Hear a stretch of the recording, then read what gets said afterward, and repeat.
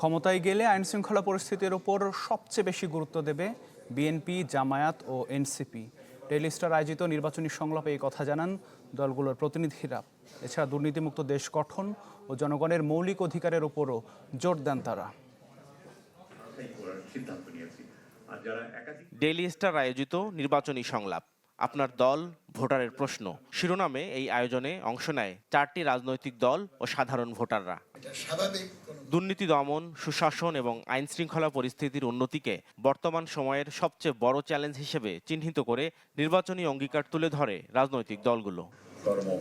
জামায়াতের প্রতিনিধি বলেন, ক্ষমতায় গেলে দুর্নীতি চিরতরে বিদায় করতে চায় তার দল। প্রায় অভিন্ন চিন্তা এনসিপিরও। তবে গণঅভ্যুত্থানের আকাঙ্ক্ষা বাস্তবায়নে অগ্রাধিকার দেবে দলটি। আমরা বাংলাদেশকে এমনভাবে গড়তে চাই যেখানে দুর্নীতি চিরবিদায় হবে, যেখানে দুর্বৃত্তায়ন বিদায় হবে, সন্ত্রাস বিদায় হবে, আইন শৃঙ্খলাকে আমরা নতুনভাবে ঢেলে সাজাতে চাই। ফ্যাসিবাদী একটা ব্যবস্থার মধ্য দিয়ে বাংলাদেশ বিগত 16 বছর গিয়েছে, সেটা সম্পূর্ণরূপে বিলোপ করে আমরা একটা নতুন গণতান্ত্রিক ব্যবস্থা প্রতিষ্ঠা করা, অর্থাৎ একটা নতুন সামাজিক রাজনৈতিক চুক্তির কথাই আমরা বলেছিলাম গণঅভ্যুত্থানের মধ্য দিয়ে। সমাজের সব ক্ষেত্রেই বৈষম্যের অবসান চায় বাংলাদেশের কমিউনিস্ট পার্টি।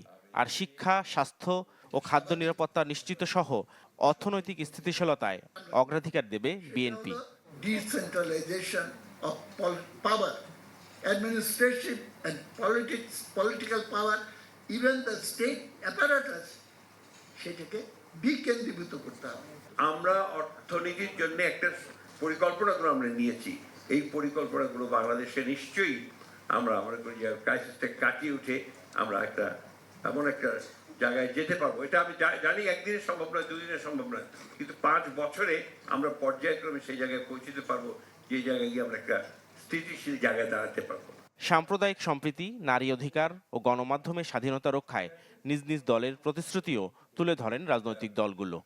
এই অবস্থা থেকে ফিরে নিয়ে আসার যে সুযোগ সৃষ্টি। নাফিউল ইসলাম লিংকন, চ্যানেল 24, ঢাকা।